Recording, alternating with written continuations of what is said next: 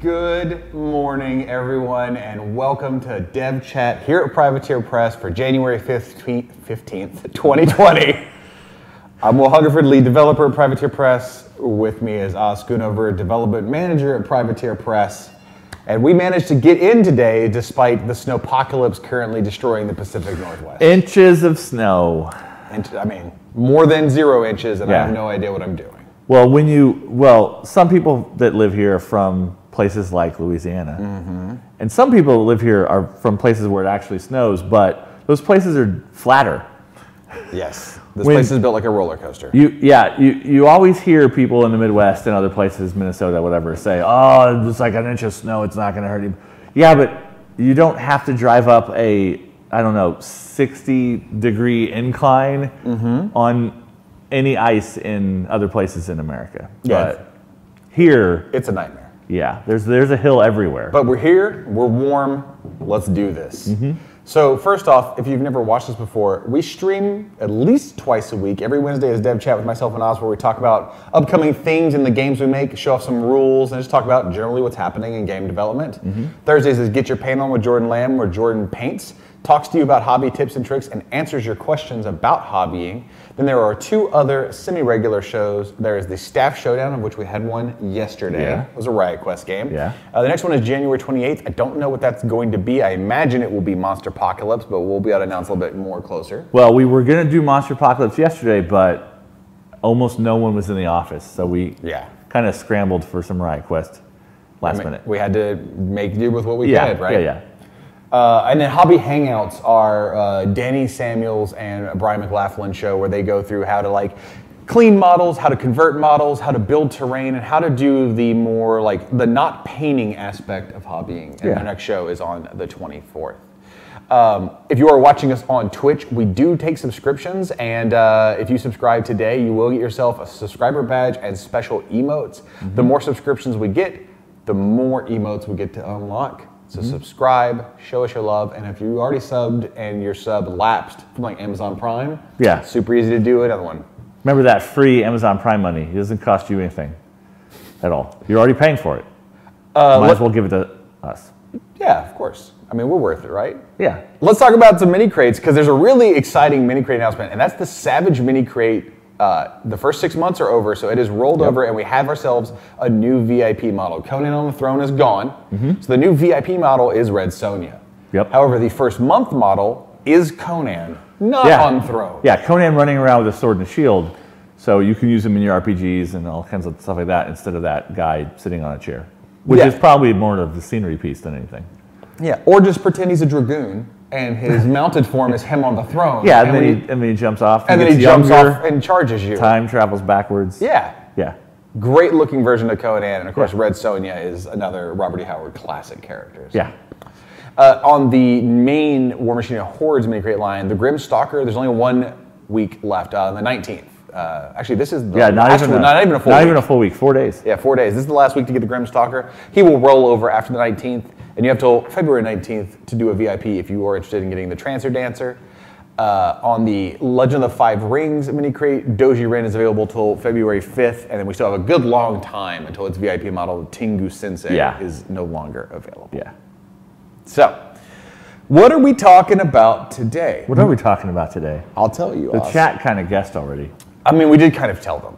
So, last Dev Chat, we showed off Chuck Dogwood's War Machine rules. That is because not this month, next month, coming up, the Riot Quest releases are Helga on Wheels, the Terrorizer, and Chuck Dogwood.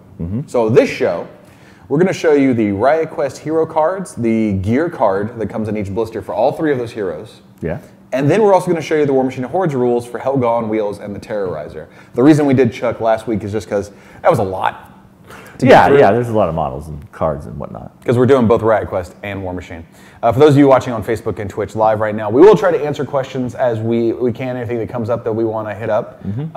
But we got a lot to cover today, so we are not ignoring you if we don't get to your questions.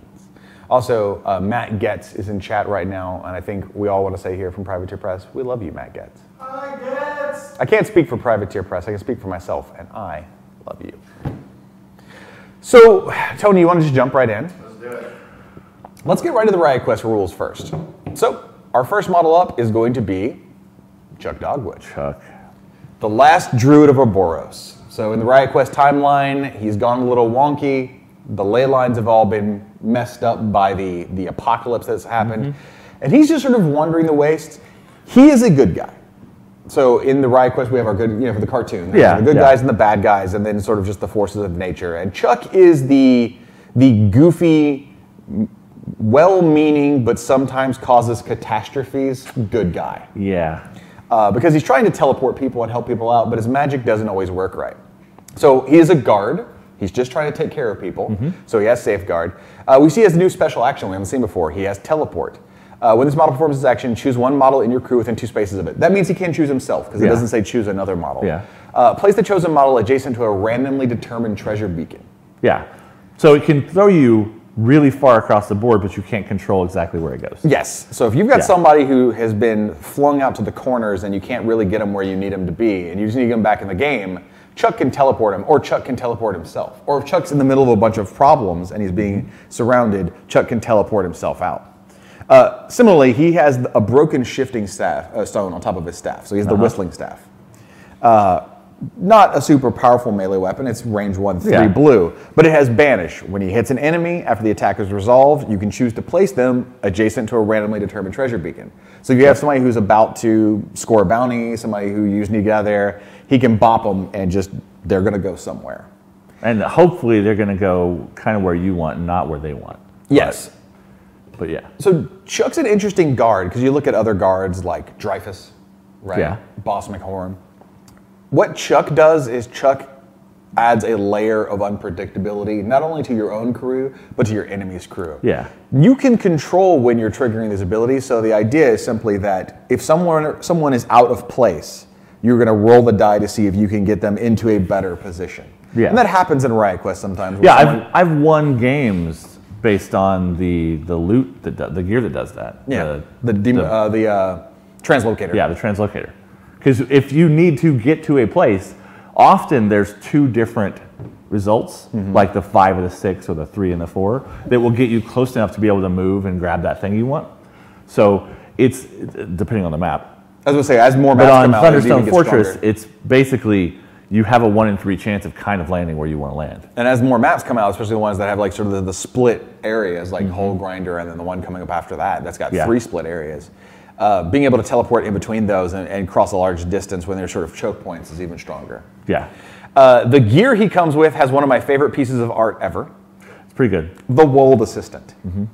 So first off, before we even look at the rules, there were so my art brief for it was, I want Woldy, and Woldy's got some blueprints in front of him.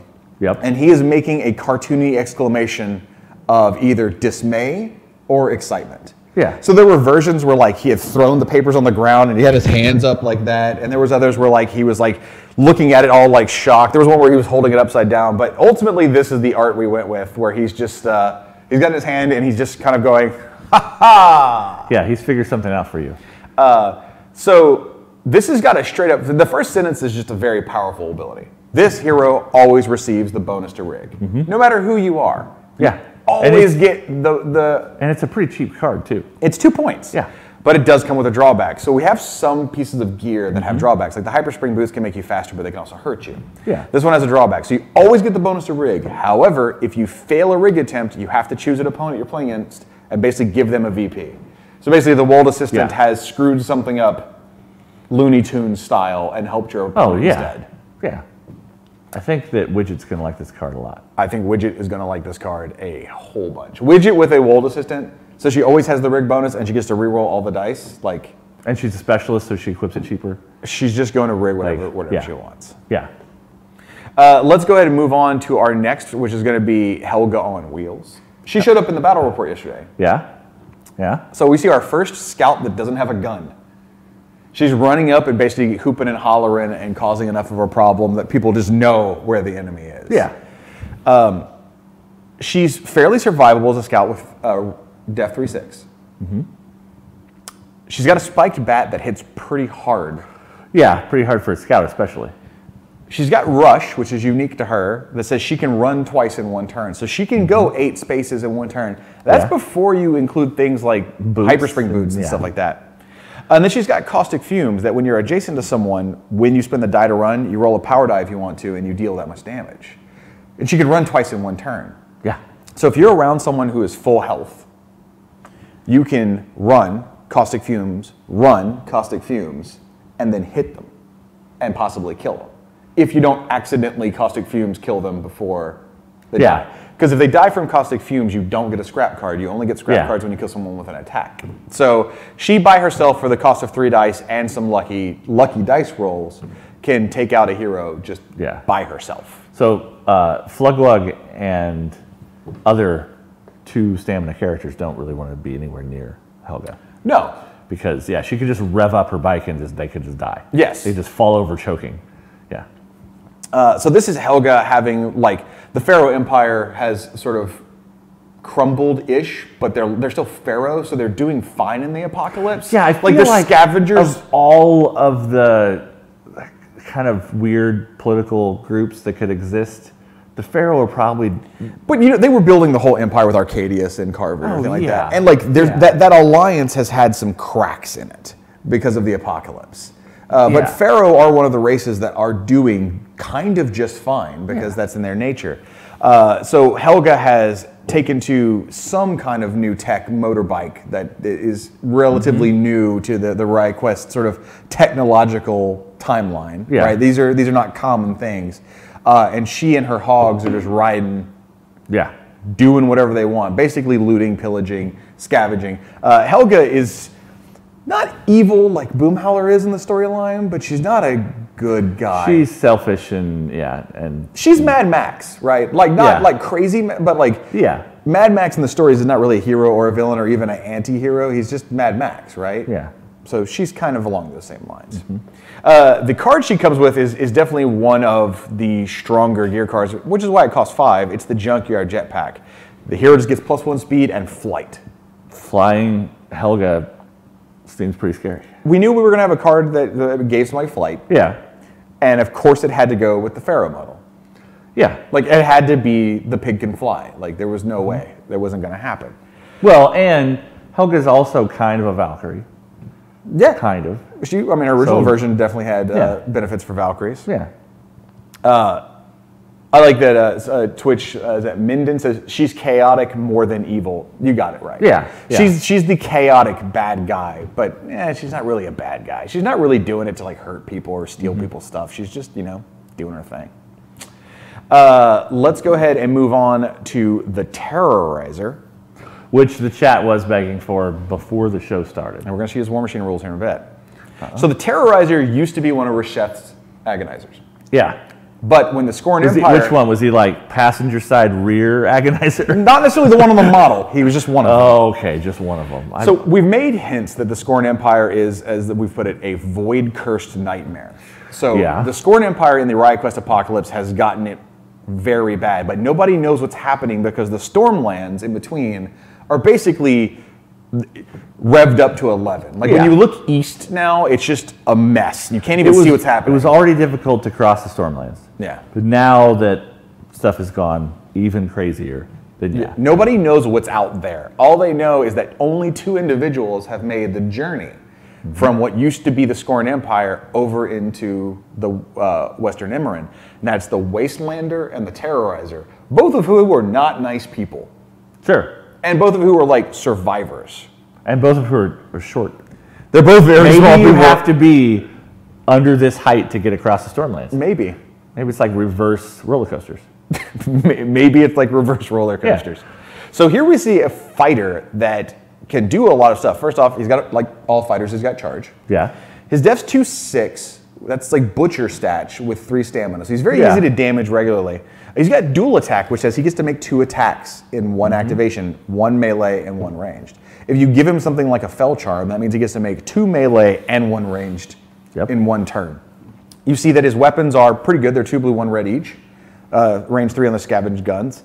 And he's got pain driven. Whenever he gets super damaged, you just get to take a white die off of him and put it back in your die well to be used again in the same turn. So if you hurt him too badly, it kind of hurts you back, which is a very Scorny Agonizer thing to do. So let's go ahead and look at the gear card, which we showed off in the battle report that's coming with him, and that's the hook shot. It looks like basically a giant grappling hook, but it's also kind of a play on word. It's a hook shot because if you notice, he has no pain hooks in him. Yeah. They've all been removed. +1 power die on range attacks, and if you super damage someone with a range attack, you just gain 2 loot. Michael A. Johnson says, do you remove the action die if the super damage kills him? Yes, you do. Yeah. But yes, Teenage Mutant Ninja Agonizer, yes. And when you look at the model, he's a little grown up. Like, compared to a regular Agonizer, he's a bit bigger. And that's the idea, is that he has his stunted growth. He's been let out in the wild. Who knows how long he's been free for. Yeah. And he's a little bit bigger. I mean, Agonizers are purposely kind of beaten into submission to not get bigger, but they also have the pain handlers keeping an eye on them and treating them constantly. So this is like what happens if an Agonizer got free. As we find out, they go, well, this one in particular goes berserk.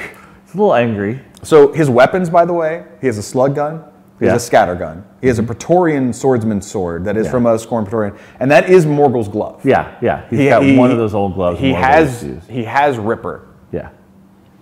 So that's the Riot Quest side of things. But let's get into what these models do in War Machine and Hordes as well. And let's start with the Terrorizer, which I believe Scorn players are going to be very happy because 7-point lesser character Warbeast with Rush. He's being added to Disciples of Agony. Yeah, which is appropriate. He has Bond Naresh, so he'll just go in any list that Naresh plays with. He has Animosity Reshef. So you're just not playing him with Reshef because he's just not getting under that Palanquin again. He's not happy with Reshef.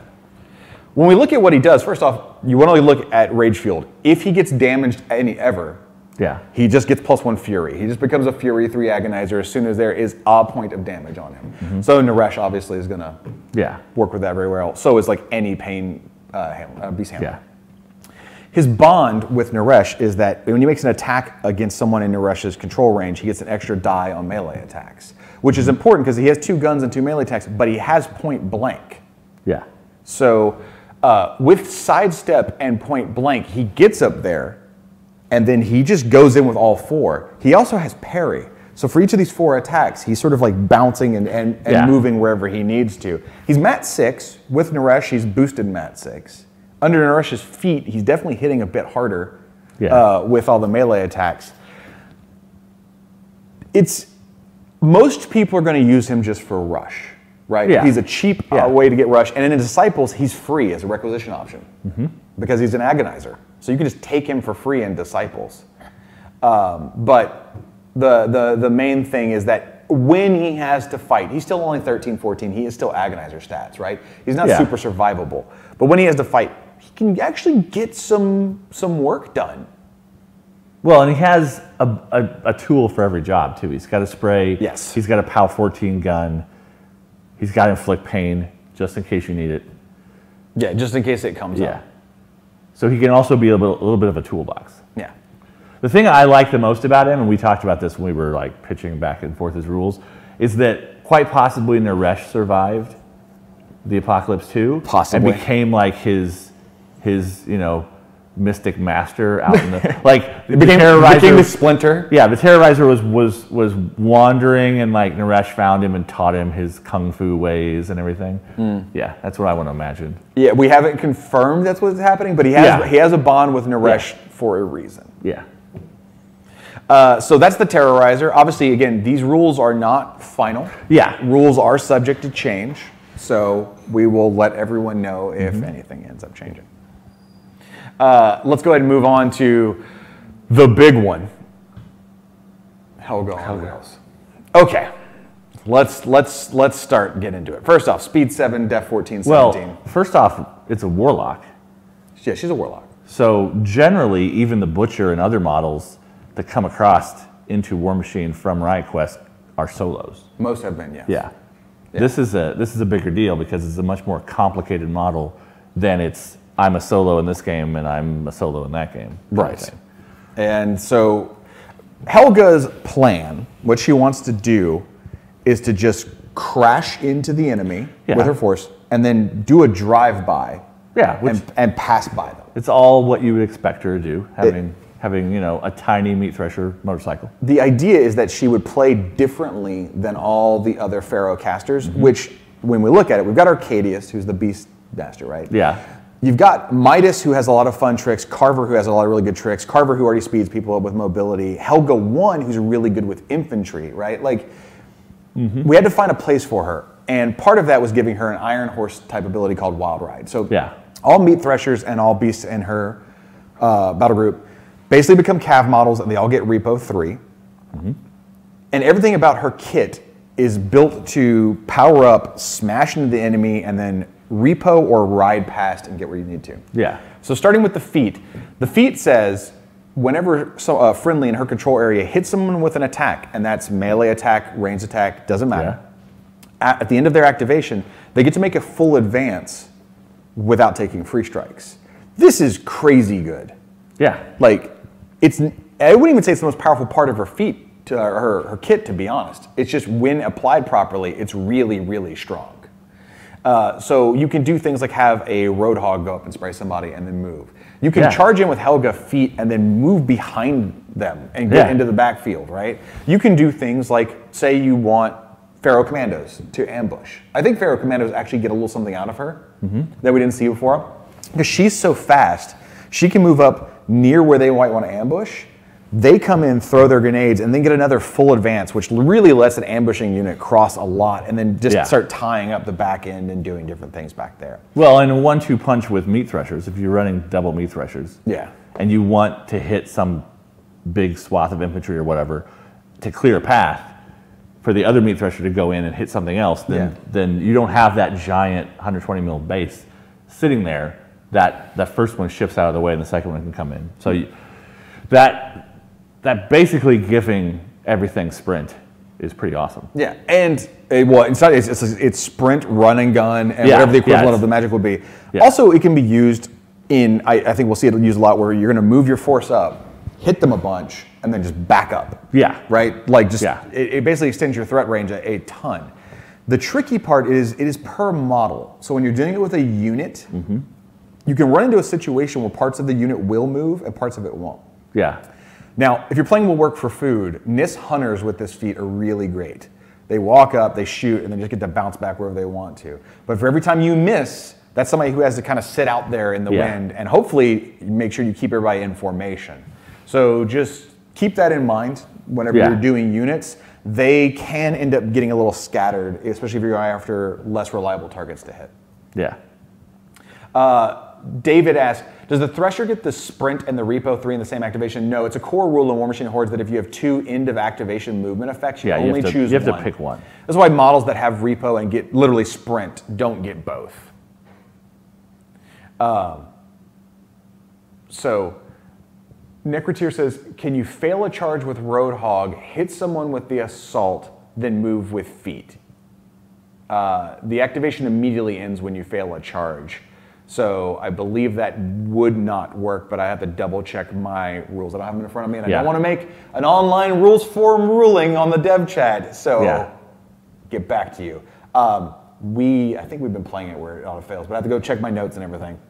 There's a lot we keep track of. Travis says the answer is no. I thought it was no, but But that's not our official rules. Yeah, that's why we try not to answer too many rules questions on the stream, because the second we get one wrong, it's the end of the world. Let's look at other things on her. So she herself has caustic fumes, gives everyone concealment near her. She's a cav model, which is very important for those boosted charge attack rolls. When we get to her spell list, you're just going to realize that on a charge, Helga's going to hit whatever she wants to hit. And then she's got Wild Ride, like we talked about. She just has also just native Repo 3. So she's got a spiked bat, Popular Strength 12, range 1, and it's got brain damage. Why does it have brain damage? Why not? Because I love The Walking Dead. Well, I mean, it's a bat, so you have to hit people in the head with it. I love The Walking Dead. What you do. You hit people in the head with bats. So the spiked bat has brain damage. She's got her chain. It's range 2 and it's got pull. In this case, you need that extra little bit of reach to reach somebody, yank them in, and then start hitting them with the other things. And then her mount attack, Popular Strength 12, crit knockdown, and it's got grinding wheel just like the meat thresher. So it it's a rolls tiny initial meat die thresher, against smaller medium-based infantry. Tony, we're not going to be answering any of that on stream, but thank you. Tony's popping rules questions up for us, and we'll be hitting all that up later. So when she comes in, if she casts Engine of Destruction, which is one of her spells, she's speed 9, mat 11, boosted to hit on the charge attack, and then grinding wheel in case you need it. Boosted 11 seems pretty good. She'll hit whatever she needs to hit. I hope so. Engine of Destruction is for when it's time for Helga to get in there. Yeah. Now her strongest weapon then goes up to power plus strength 16. That's going to be hitting with the spiked bat. Your threat range is significant. I mean, you basically have a minimum 14-inch threat range to go in, under Engine of Destruction, hit somebody with a spike chain that's at 14, yank them in if you need to, and then catch them with the rest of the attacks. Yeah. If you can get them within 13, you can just come in with the bat and start tearing into them. She's got Battering Ram, weaker part of her kit, but just an offensive spell in case she needs it. Yeah. It's when she needs to throw a spell out there. And it's just an option in her toolbox. I wouldn't say it's defining of her any means. We wanted her to have an offensive spell and a way to cast those where she wanted them, and Battering Ram felt very thematic and appropriate to what she did. Yeah. She's got Primed, which is awesome. And a really fun concept. And a really fun concept. Yeah. I mentioned on a podcast previously that she had Flashing Blade. We actually cut it. At the end during playtest. It was something that was already kind of on the edge. We ended up removing Flashing Blade. It actually proved to be just a little bit. And she's got Battle Host.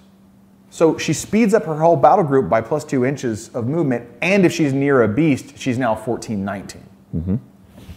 So what you see here is a caster whose kit is meant to do sort of what I described in the beginning. Run up full force, crash into the enemy, and then you've got a lot of movement tricks with the feet and Wild Ride. You've got a lot of ways to power up your forces and to get there faster with Battle Host, Engine of Destruction on her, and Primed. So she's a very potent caster. Is she the strongest Pharaoh caster? We'll wait and see that. I think her and Arcadius are probably going to chill at the top for a while. A lot of people have been playing Sturm and Drang and getting some pretty good success out of them as well. I do think people are sleeping on Midas. I think there's some fun tricks Midas can pull out. Yeah. But very excited to see what happens whenever she ends up coming out. So let's see if we have any questions we can get to. So people have been asking about Point Blank and the spray attack. Point Blank is a melee attack made with a ranged weapon. So you do not point blank spray. You make a melee attack with just that weapon. 2+ Tough asks if the character will be available by lock and load. These are all February releases, right? Yes. Yeah, so unless there's some crazy other weather event or whatever, then these models should be releasing in a month or so. Getz is asking the hard-hitting questions. How much hog power is in Helga's bike? If you had to guess. Tony. I don't know. Tony. Well, the wheel is smaller. As your attorney, I advise you not to answer that. You're my attorney? Then you give validation to the pun. It's Getz, though. I love him. So can we go to the? I'm just nodding. Can we go to the model cam to answer this question? Yeah. So we had some people asking about her. So let's bring up the model cam real fast because we want to. Oh yeah. No. Hold on, Tony. It's a great answer. No, leave it on that. It's fine. It is 30 to 50 feral hog power. Well, yeah. But if this wheel is anything like the meat thresher wheel, it's powered by running pigs. And it's substantially smaller. There's not running pigs in this one, though. I don't know. There might be. You can't see inside there. There could be one running pig in there. Just one really, really buff running pig. Like the most muscly pig you've ever seen in your entire life. That's just hauling in there. Gurglepox and Destructotron are already out. People have these too. Well, we got them up here because these are just medium-based size examples for people to see how big Helga is. Now, this is a production studio model. This is probably about 5% bigger than the final model, which is really hard for you all to see. But she's not going to be much smaller than what you're seeing here. Yeah. Let's go ahead and check out the back end. Can you, let me grab. So I don't know if you can see this. Let's see if the camera. Oh yeah, But yeah, if you'll see, her jacket says Carver on it, stitched in. So it is a heart that says Carver right there. But yeah, she is raring and ready to go.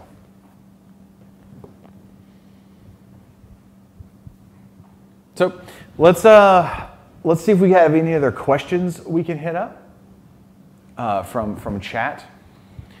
Sabian Asher says, in Riot Quest, who's the good guys and who's the bad guys? I'm just gonna have to print a list eventually. Yeah. There's the main good guy team, the main bad guy team, which we brought up a few times, and then every other character sort of fits into one of those two categories / random problem our heroes have to deal with in each episode of the cartoon. If you were a child in the 80s, you saw lots and lots of product placement cartoons where teams of people would run into various characters to sell a new toy. Yeah. And those characters fell on a spectrum of good guy, bad guy, or something in the middle. Often the good guys would be antagonists at the beginning and then join the team or become friends or something because of a misunderstanding or whatever. Sure. So yeah, we have Traditional all that team kind up of tactics, stuff. yeah. Like, so you've got your nefarious villains that are in some sort of other base scheming. I mean, you've got the characters that pop up and might show back up again in a couple episodes or be in the background of a big team fight or something.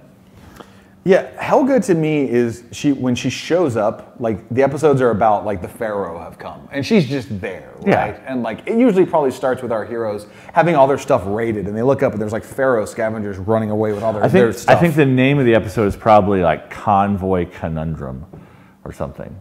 It wouldn't be Hog Wild? No. Or it wouldn't be 30 to 50 feral hogs? No, that reference, that's a very specific reference. You would go for something more universal and alliterative. So let's see. Do we have any other questions that we want to be able to hit right now? Forge of Soul says, when is the actual Riot Quest cartoon series coming? Man, I wish. I wish. That'll be a subscriber thing. When we get a million subscribers on Twitch, Empire has that. Wow. Empire asks, who did Leadfoot steal the tank from? So there are 2 plus heroes that are in the Mayhem block that people don't know about. Yeah, we're getting close to having previewed every single thing from this release block. And then the big surprise. This year. And then the big surprise. Yeah. So Hero 31 and 32 are going to be shown probably in the next couple months. And Hero 31 is the one that stole Leadfoot and Tank, or who Leadfoot and Tread stole the tank from. Yeah. So those will be exciting. And then the plus, which you'll find out. Yeah. Because if people haven't heard, we're doing Riot Quest in blocks that last from Gen Con to Gen Con, right? And every starter set comes out at Gen Con and introduces the next thematic block. So this has been the Mayhem block, sort of the introduction to Riot Quest. Next one will be the Wintertime Wasteland block, which the idea is that it's season 2 of the cartoon. Everyone has gone up north, and they're in the Kador Rule X Legion area. Yeah. So everything's going to be wintry / those kind of themed, right? Yeah. And we'll do that till next Gen Con. Then Gen Con 2021, the third starter with a whole new theme comes out. And this is how Riot Quest is going to get done. The organized play eventually is going to be standard, which will be 1 or 2 blocks worth of models only for people just getting into the game, and then Mayhem, which is use anything you want to. Yeah. However, there's one product nobody knows that's coming out in the Mayhem block yet, and I've just got to say that every season needs a season finale in a big, big way. So yeah. People will find out what that's about. It's also going to be usable in War Machine and Hordes, and it's going to be crazy dope. So yeah. Let's see. There's a lot of random questions right now popping up. Yeah, a lot of Riot. Well, Acrostor asks, Colossal Riot Quest model, probably not going to be any anything we release for Riot Quest, we want to interact with the game in some way, and Colossal would be a little bit too much. So Missing Task is commenting on specific points values and stuff on the Helga card. Remember, that's still technically in playtest. Those things aren't final until the street date of the model. It's like Ashlyn 2, which we showed off the other day, and I even said at the beginning of the stream, I was like, these Warjack points are not final. She's going to be between 22 to 25. Yeah. And a few other things have changed on Ashland since we showed those rules. It's like Scythe. Scythe has changed. Yeah. That's not a ton, but like she can't just delete a unit with black spot anymore. So, cool. I think we've hit most everything we want to hit. So we're going to get out of here. For those of you in any snowy weather right now like we are, be safe out there. For those of you watching from the Pacific Northwest, more weather's coming, so definitely be safe. We will hopefully see you tomorrow if everyone can get in to the office for Get Your Paint On. Everything hasn't blown away, Wizard of Oz style. There's another storm that's supposed to hit here in a little bit, so we'll see what the roads look like. But if nothing else, we will see you next time. Till then, everyone, take it easy, and we'll see you later. Yeah, I think we're going to paint Montauk, and I might talk to George and tell him about it. Hit it.